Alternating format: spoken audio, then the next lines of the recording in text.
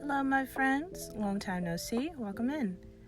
Today I have a character design for you all for one of my important D&D characters, Markus Orion. I'll be doing a voiceover to explain my process, thoughts behind the piece, and to give some backstory to the character. If you like what you see, please like and subscribe. It helps out the channel, it's free, and you can unsubscribe at any time. With all that being said, let's get started.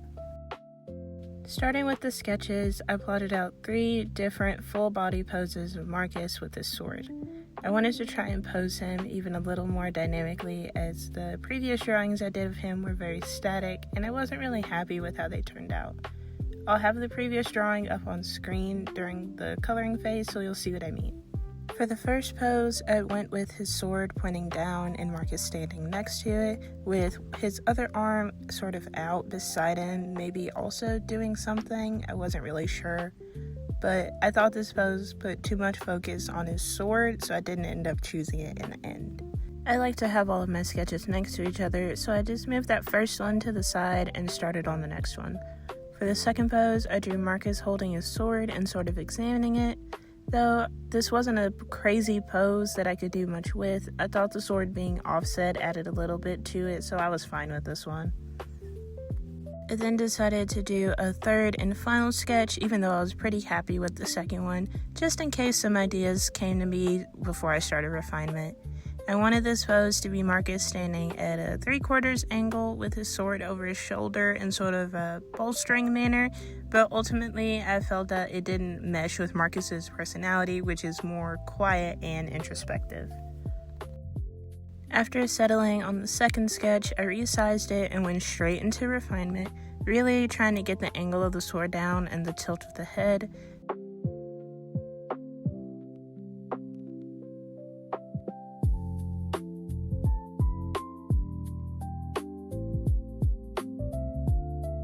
I really struggled a bit with the neck because I knew what it was supposed to look like in my head, but I wasn't working off of a reference yet, so it just looked kind of wonky.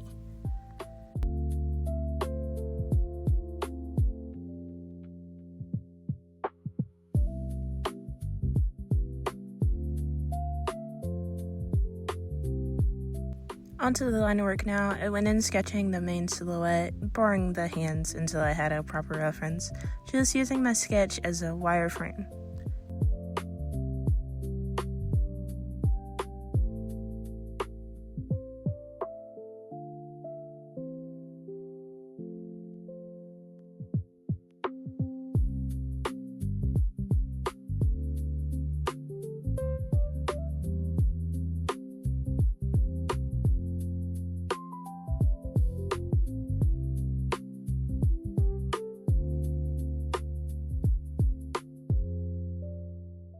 And yes, I'm aware that the legs probably look a bit wonky. I'm definitely a portrait girly, but I wanted to try regardless since I've been practicing with full body sketches in my free time.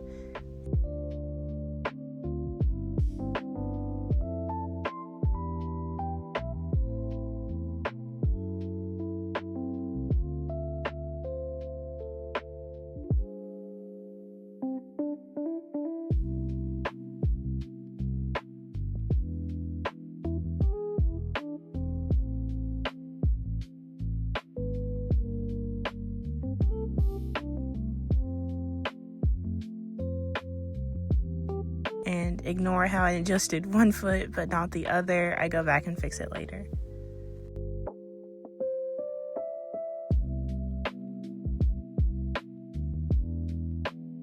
Around this point, my partner was looking over my shoulder and gave me some suggestions on the arm, so I went back in and fixed it up, having him as my model. Thank you, babe. Very much appreciated. And as you can see, I had that right arm angle way off, so I just went back in and adjusted it so I could have a proper frame for my line work. And here I am fixing that.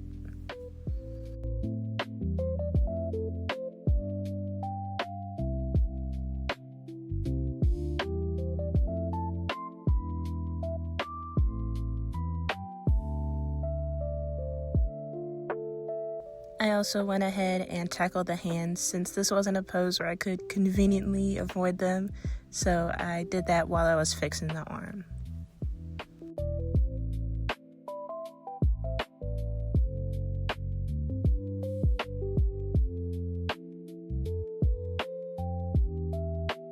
I think I could have drew the tip of the thumb on the other side of the middle finger to pinky cluster on the left hand, but I was just trying to get out of there as quick as I could, and I was like, it'll be covered by the sword, so I just moved on to the right hand. While I was doing the right hand, I also played around a bit with the quillin, I think it's called, but just ended up keeping it as a line because of the angle I wanted the sword to be at, then finished blocking in the rest of the sword and cleaning it up.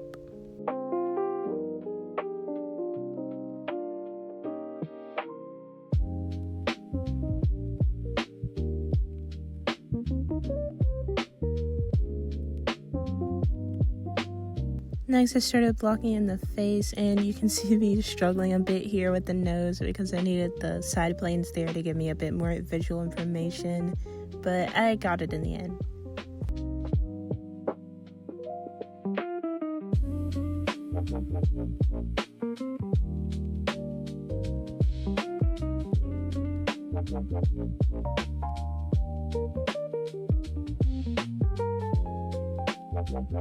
And the angle of these ears was giving me so much trouble, you guys. While I was drawing, I was just staring at the reference photo I took, like, hello, where do I put this? But I think I got it in the end. Let me know what you guys think in the comments. Onto the clothing! I'm gonna be honest, guys. I love drawing clothing, but it does not love me back. I love adding designs and accessories and stuff like that. But then I go in and draw it, and the gears in my brain just start like sputtering, and smoke starts blowing out of my ears, and it's a mess. But I love it regardless, and I'll continue to try and draw intricate clothing because it's fun and cool, and I like it. Anyway, for the top, I wanted to try a different look than what I'd previously drawn. So I was playing around with the length of the shirt and the placement of the belt, adding buttons, adding shoulder pads, just really moving things around, trying to get something I was happy with.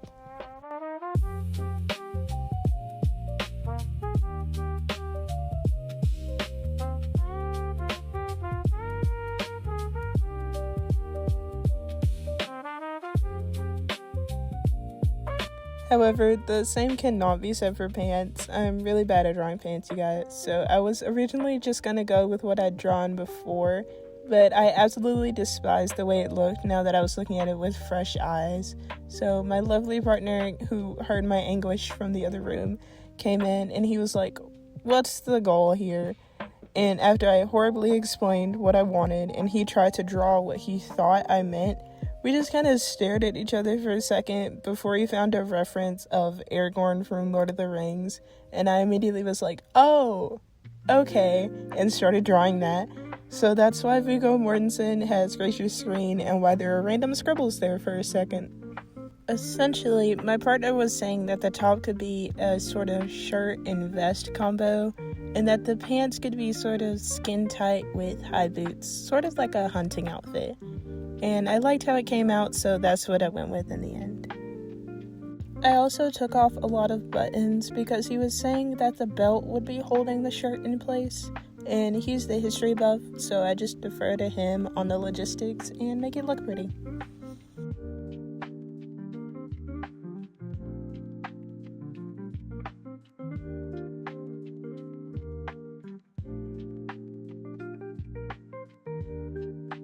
After that, I went back in and cleaned it all up, adjusting the length of the part that hangs off the shoulder a bit, the scrunch around the belt, the roots of the tree, because I thought it might look good to have it like wrap around the hem, and the boots, as well as realizing that the other foot wasn't adjusted, so I fixed that too, finally.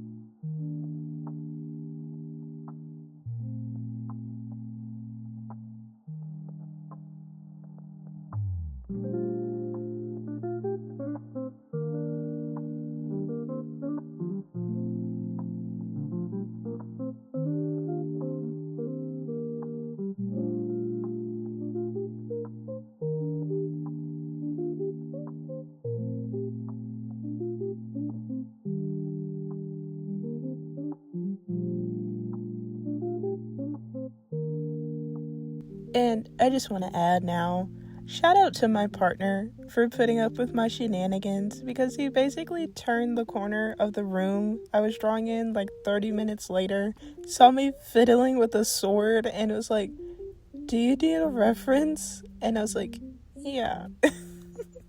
So here, that's me using his hands in the reference photo to come back and finish blocking in the fingers. And I do come back later to erase that thick outline on the left hand during the coloring phase.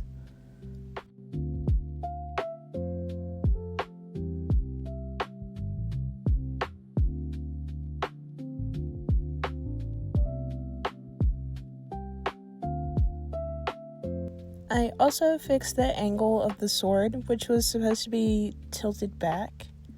Why I didn't use the line tool here, even though I literally just used it, I'll never know. Let's just agree to collectively ignore it and move on, yeah?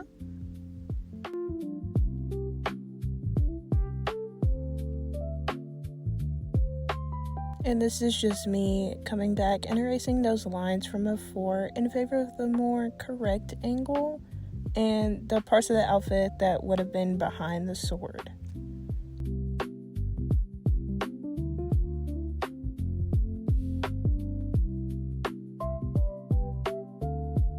Then I go ahead and do that for the rest of the piece, erasing lines that shouldn't be showing, and finally, fixing that boot.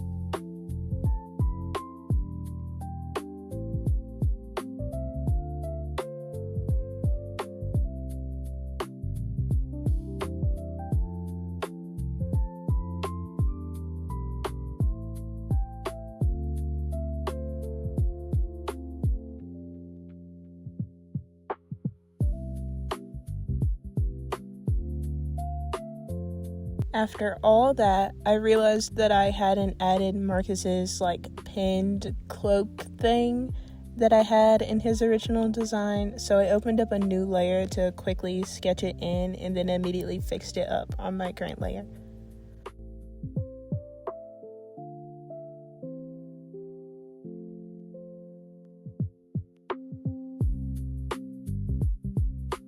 Now for the most stressful part for me, coloring. And it's only stressful because I'm like, this line art looks so good. I love drawing. Only for me to turn around and absolutely destroy it with my general misunderstanding of color theory and trash the whole project. But I've been desperately practicing in my free time because I shouldn't be scared of colors every time I want to draw. So take this as me putting those hours of practice to good use. While I was drawing this in real time, I didn't have my reference that's up on the screen for you guys in front of me. It was actually behind me on my phone that was charging. So I didn't have the colors perfect because I eyeballed them and I changed the background color on a complete whim, but there was an effort.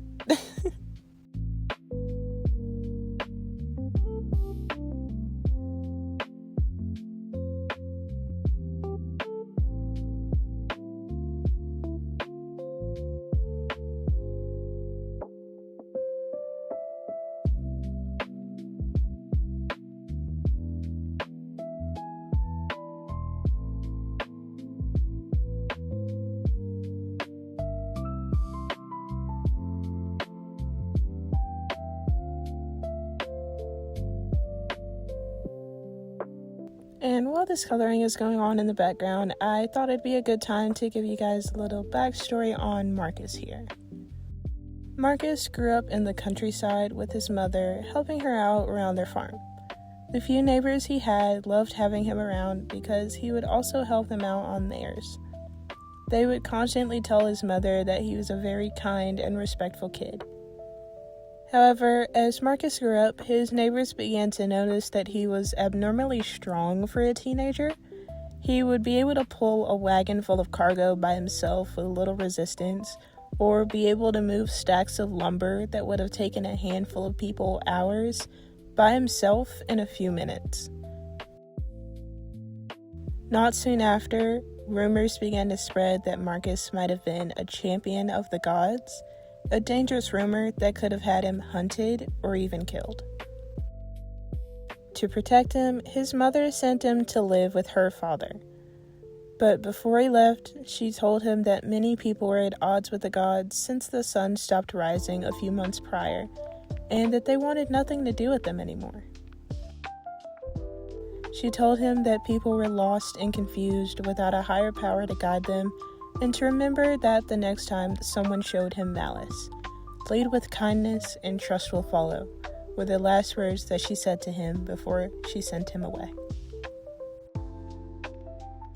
Upon arriving in the city, the guards took Markus to the Ember Keep, the king's castle where King Ursa personally greeted him. The king explained that he and his mother were descendants of royalty, but because a woman could not take the throne, he desperately wanted her to live as she pleased. She chose a normal life in the country with a husband and child, Markus. The king's only ask of his daughter was that if she had a son, she would send him to rule in his stead after he passed, a time that was quickly approaching. For the final year and a half of King Ursa's life, Markus was educated and trained in royal etiquette, combat, military strategy, ethics, etc., in preparation to take the throne. On the day of his inauguration, Markus proclaimed that he would do everything in his power to find a way to combat the dark and undead that plagued the land, no matter the method, no matter the cost. That's all I have for his backstory right now, so I'm just gonna let the video play and I'll join you guys at the end.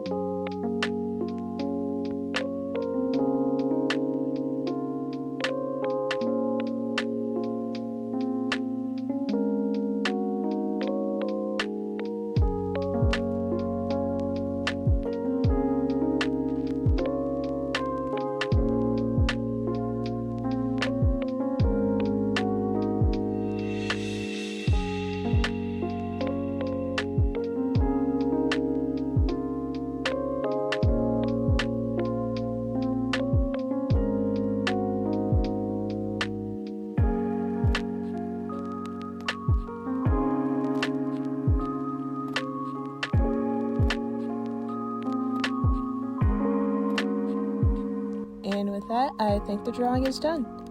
I think it came out pretty well, especially the design on the shirt, but I'm a sucker for shirt designs. And I like the sword as well. You guys let me know what you think down in the comments below. And with that, I'll see you guys in the next video. Bye.